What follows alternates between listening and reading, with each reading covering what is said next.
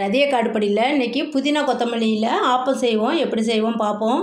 அக்கா ஒரு கைப்பிடி அளவு புதினா வச்சுருக்கிறேன். நல்லா அலசி க்ளீன் பண்ணி வச்சுருக்கிறேன் ஆஞ்சிட்டு. கொத்தமல்லியும் ஒரு கைப்பிடி அளவு தான் எடுத்திருக்கேன். ஒரு 2 பல்லு பூண்டு எடுத்துருக்கிறேன்.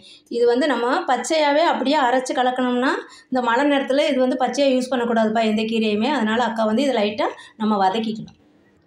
இப்போ ஒரு சின்ன வடை சட்டியில் அக்கா 1 ஸ்பூன் போல் ஆயில் விட்டுருக்குறேன். நம்ம அந்த புதினா கொத்தமல்லி எடுத்து போட்டு லைட்டாக பரட்டி எடுத்துக்கலாம். ரொம்ப வதக்கணும்னு இல்லை, அந்த பூண்டையும் போட்டுட்டு லைட்டாக பரட்டி.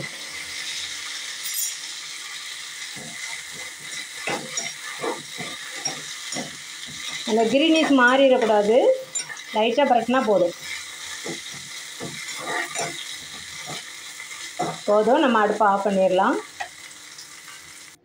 இப்போ இந்த புதினாவும் கொத்தமல்லியும் கொஞ்சம் ஆறிடட்டும். இப்போ ஆறிடுச்சு. அக்கா மிக்ஸி ஜாரில் போட்டுட்டேன். கொஞ்சோண்டு தண்ணி தெளித்து நல்லா நைஸாகவே அரைச்சிடலாம். இப்போ அக்கா அரைச்சிட்டு வந்துட்டேன். இந்த அளவு அரைச்சா போதும். இப்போ ஒரு ஆப்பத்துக்கு தான் அக்கா மாவு எடுத்து வச்சுருக்கிறேன். இது வந்து இந்த புதினா கொத்தமல்லி எங்கள் வீட்டில் துவையல் சட்னி சாப்பிடாதவங்களுக்கு இந்த ஆப்பத்தில் கலந்து அக்கா செஞ்சு கொடுத்துரு. ரொம்ப ரொம்ப டேஸ்டியாக இருக்கும். ஒரு ஆப்பத்துக்குள்ள மாவு தான். இப்போ இந்த புதினா நம்ம அரைச்சதை அதில் கலந்துடலாம். எல்லாத்தையும் நல்லா அக்கா வலித்து கலந்துட்டு வரேன்.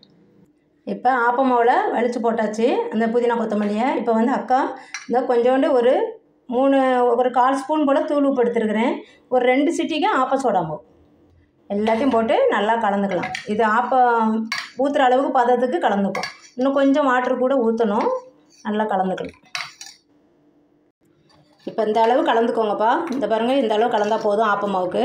அக்கா ஆப்ப மாவு ஏற்கனவே வீடியோ போட்டிருக்கேன். ஆப்ப மாவு எப்படி செய்கிறதுன்னு சொல்லிட்டு அக்கா ரதிய காடுப்படியில் வீடியோ போய் பாருங்கள். இது வந்து நம்ம இப்போ ஒரு நான்ஸ்டிக் தவா தான் அடுப்பில் வச்சுருக்கிறேன். நல்லெண்ணெய் இதை வந்து கொஞ்சமாக அக்கா ஊற்றிப்பேன். கொஞ்சமாக தேய்ச்சி விட்டுட்டு தான் ஆப்பம் ஊற்றுவேன். இப்போ நம்ம ஆப்பம் ஊற்றலாம்.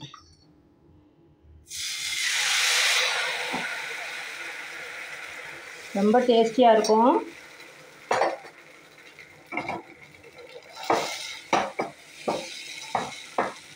நல்லா சுற்றி விட்டுக்கலாம். நல்லா சுற்றி விட்டுட்டு நடுவில் கொஞ்சம் மாவு இருக்கிற மாதிரி தான் சுற்றி விடணும். சுற்றி விட்டாச்சு. இப்போ நம்ம வந்து மூடி வச்சிடலாம். இப்போ ஆப்பம் வெந்துருச்சா பார்க்கலாம். போதும், ஆப்பம் வெந்துருச்சுப்பா, நல்லாவே வெந்திருக்கு. இப்போ அப்படியே எடுத்துடலாம். நம்ம குழந்தைங்களுக்கு ரொம்ப பிடிக்கும். நல்லா அட்ராக்டிவாக, நல்லா க்ரீனிஷாக, நல்ல ஹெல்த்தியான ஆப்பம்பா இது. ஹெல்த்தியான ஆப்பம் ரெடி. 1 மினிட்டில் ரெடி பண்ணிடலாம். நம்ம புதினா கொத்தமல்லி துவையல் சாப்பிடாத பிள்ளைங்களுக்கு, வீட்டில் இருக்கவங்களுக்கு இங்கே பாருங்கள் எவ்வளோ சாஃப்டாக இருக்குன்னு. இதை மாதிரி செஞ்சு கொடுத்துருங்க. ரொம்ப ரொம்ப டேஸ்டியாக பிடிக்கும். நல்லா கலர்ஃபுல்லாகவும் இருக்கும். இதுக்கு அக்கா இன்றைக்கி எங்கள் வீட்டில் இன்றைக்கி மீன் குழம்பு தான் இதுக்கு வந்து சைட் டிஷ் வச்சுருக்கிறேன். ஃபிஷ் குழம்பு ரொம்ப ரொம்ப டேஸ்டியாக இருக்கும். நீங்கள் சட்னி எது வேணாலும் வச்சு இதில் சாப்பிட்லாம். ரொம்ப டேஸ்டியாக இருக்கும். இதை செஞ்சு பார்த்துட்டு அக்கா கமெண்ட்டில் எப்படி இருக்குன்னு சொல்லுங்கள். ரதிய காடுப்படிக்கு சப்ஸ்கிரைப் பண்ணுங்கள். ரொம்ப ஹெல்த்தியான ஆப்பம்பா இது. நம்மளுக்கு எதெல்லாம் குழந்தைங்களுக்கு எப்படி போய் உடம்புல சேரணுமோ அந்த மாதிரி நம்ம அவங்களுக்கு பிடிச்ச விஷயத்தில் நம்ம செஞ்சு கொடுத்துடணும். அக்கா அப்படி தான் செஞ்சு கொடுப்பேன். தேங்க்யூ.